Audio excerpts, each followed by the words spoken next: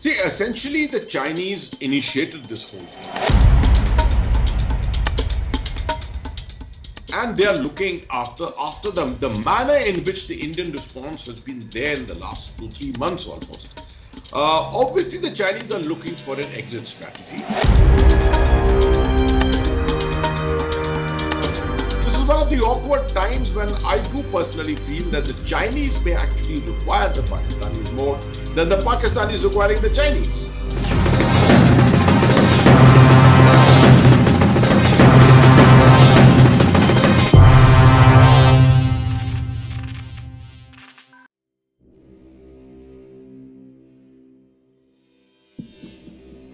Well, not really so, because war in today's world, conventional war particularly, does not get sparked off by single events. It is much more to it. We have seen things like Gulf War One, Gulf War Two, and thereafter we have seen most wars of today are hybrid wars. But yes, the Indo-China or the Sino-Indian standoff in Ladakh was heading to something dangerous, is still heading to something dangerous. But in my perception, I don't think it is a all-out war. It is a localized affair still, very much. And I think the good thing is that both sides are still talking to each other. At the diplomatic level, at the military level, both the countries have not called off those talks. And even after the recent incidents on the night of 29th and 30th, the very next morning, there have been brigade commander talks which have been held yesterday. So I don't think it's yet as dangerous as a warlike situation.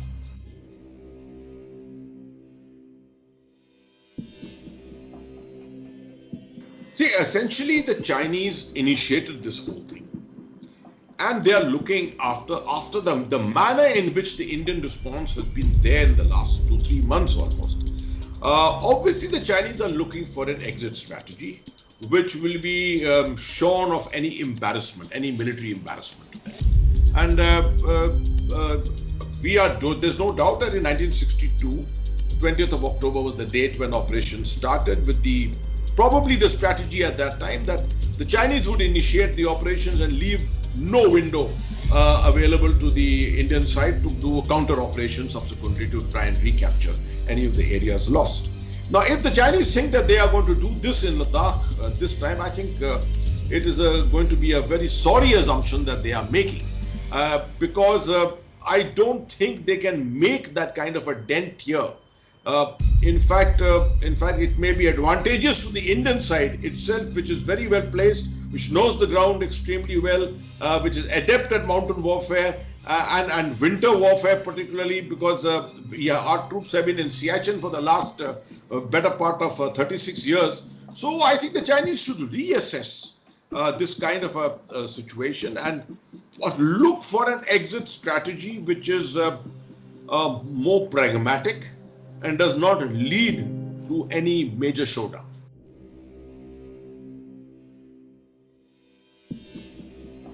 I can only speculate and say that the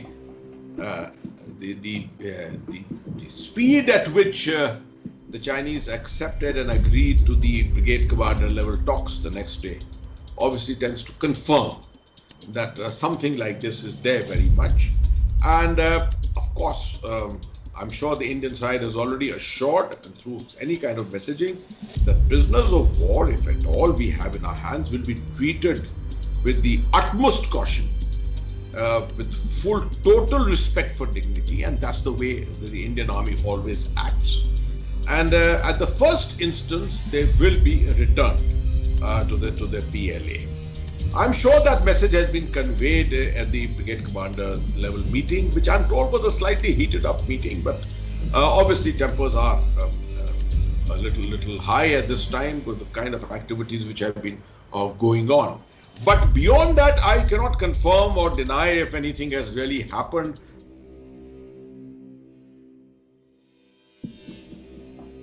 There is a tactical operational angle involved. There is speculation, there are reports that we have preempted, The Indian Army has preempted a Chinese attempt, a PLA attempt to get to a particular piece of ground which would have given them advantage on the southern bank. There is also some speculation that the Chinese were perhaps attempting to come in there, and we managed to beat them to reaching that piece of ground. So there are differing reports at the moment. So what we are discussing is essentially a speculative affair. So having said that, the North Bank, we had already, you have seen the situation was that finger 4 to finger 8, the PLA appeared to have occupied. And this is the area which we lay claim to, almost 8 kilometers of territory. There wasn't too much that the Indian side could do in terms of attempting to do a quid pro quo kind of an operation in that area or anywhere else towards the north. I think a very deep thinking has gone into this as to whether it's possible for the Indian side to do a quid pro quo at all. And in doing that thinking, I think it has emerged that there are areas, obviously the whole of the line of actual control is not occupied.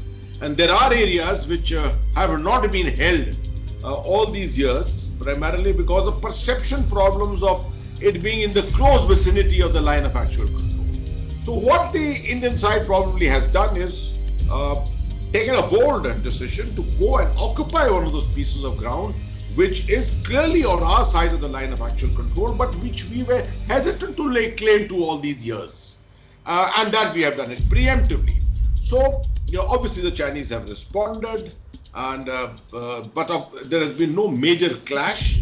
On the southern side, we have this height called the Thakung Heights. I myself climbed the Thakung Heights many years ago. It gives you a panoramic view of the complete Spangur Gap, of the complete Pangong Tso Lake, stretching deep into the areas on the other side in Tibet. Obviously, it's a bone of contention that if you want to capture Chushul, then Thakung Heights has to be captured. To enable in any future operation, to enable the possibility of the capture of this height, there are smaller heights all around, which are nearer the line of actual control, and which both sides have desisted from occupying all these years. So what has essentially happened here is that we have been more proactive, as I brought out earlier, so as to ensure that the Chinese do not come and capture or occupy one of these heights, which will give them an advantage of a extended firm base to undertake operations against Thakung. That's the most important feature on the southern bank.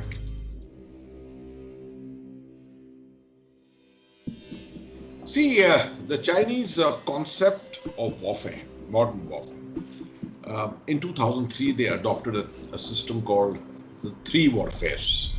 It's a doctrine called three warfares. It deals with the media warfare, legal warfare, and cyber warfare. When it's media warfare and cyber warfare, both transcend into the domain of psychological information warfare.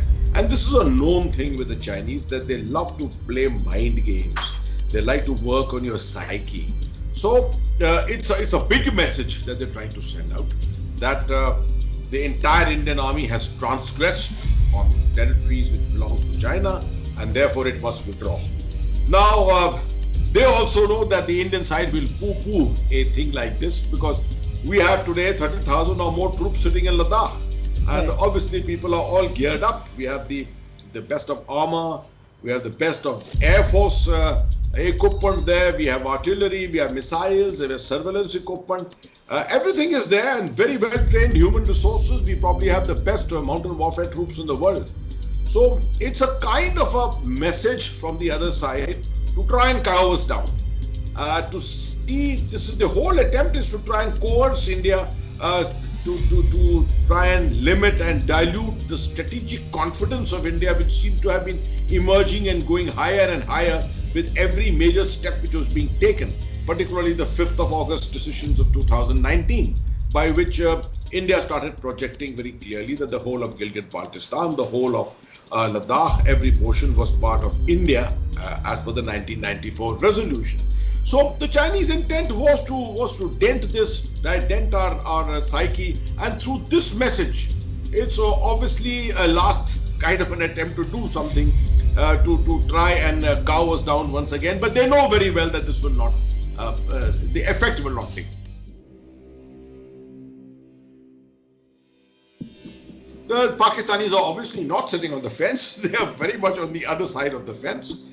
They are the ones who are probably clapping in glee and thinking that there is an embarrassment that India is facing. They probably are not reading the situation correctly. Definitely, they are trying to show to the Chinese that they are ever ready to come to their assistance. This is one of the awkward times when I do personally feel that the Chinese may actually require the Pakistanis more than the Pakistanis requiring the Chinese. Because if push comes to shove and the Chinese do undertake or carry out the mistake of undertaking operations in Ladakh, they will definitely want the Pakistanis to do something on the other side of Ladakh, that's essentially the Kargil front or the Siachen, Nubra front and places like that, because there's an intense connectivity between all these areas. So the Pakistanis are obviously very keen to do that.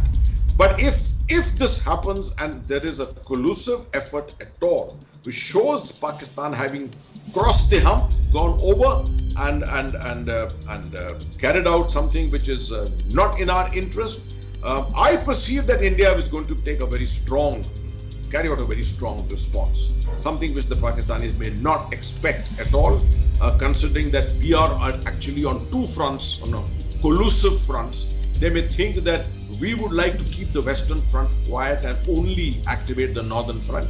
But I think they will be mistaken, because the Indian Army and the Indian Armed Forces will probably undertake comprehensive operations, joint operations, which may go as far as the Indian Ocean. Because our interests lie very much in the Northwest Indian Ocean, where the Pakistani and Chinese collusiveness is also present.